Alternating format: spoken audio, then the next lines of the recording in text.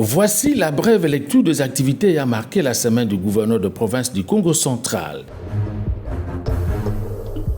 Le gouverneur du Congo central, Dr Guy Bandundu Nguidi, qui accorde une importance capitale à la réhabilitation des infrastructures routières pour la croissance économique et le développement de sa province, a effectué une visite d'inspection du chantier des voiries urbaines de Matadi, dont les travaux sont en cours d'exécution. Partant de la route La Tortue Énergie, en passant par les avenues Landou Panzo Ciné Palace, axe routier Rond-Point-Londé, station Ingène, mais aussi l'avenue circulaire Nzanza, jusqu'aux toilettes publiques du marché Nzanza, l'objet était celui de se rendre compte de l'évolution des travaux et de donner quelques orientations. À son passage, la population, contente des efforts consentis par l'autorité des provinces dans la réhabilitation des infrastructures, a exprimé son attachement de manière inconditionnelle.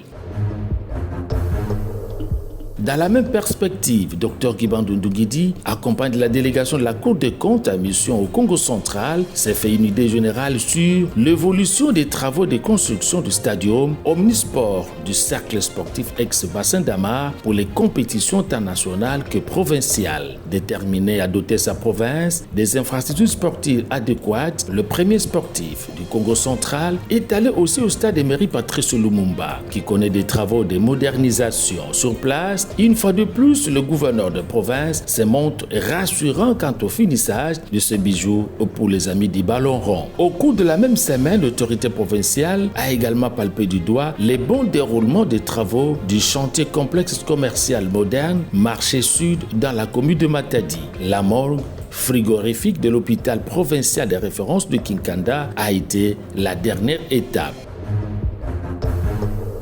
Lundi 28 août dernier, dans la salle polyvalente de l'hôtel Eledia, Dr Guy Bandundu Nguidi, faisant de la promotion de la classe moyenne forte pour la croissance et l'augmentation des petites et moyennes entreprises, a procédé à la remise des documents constitutifs et juridiques aux jeunes entrepreneurs ayant bénéficié de la subvention de la part du gouvernement central.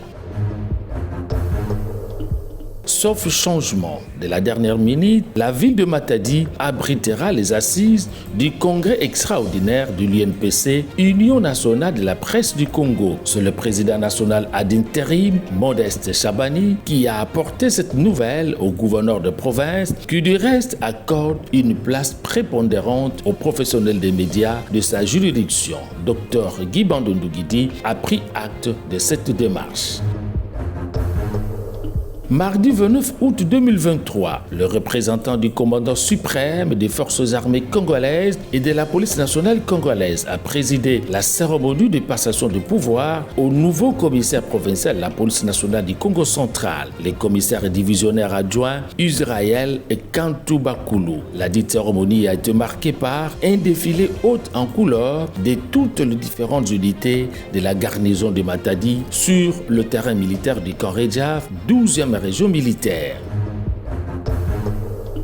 Venu au Congo central pour la tenue des assises de la consultation provinciale relative à l'élaboration de la politique de prévention et de résolution des conflits organisés à Boma du 29 au 30 août dernier, la délégation du ministère national de l'Intérieur, Sécurité et Affaires coutumières, conduite par le président du comité de pilotage, Joseph Nzamba, a été reçue en audience par le gouverneur de province pour les civilités.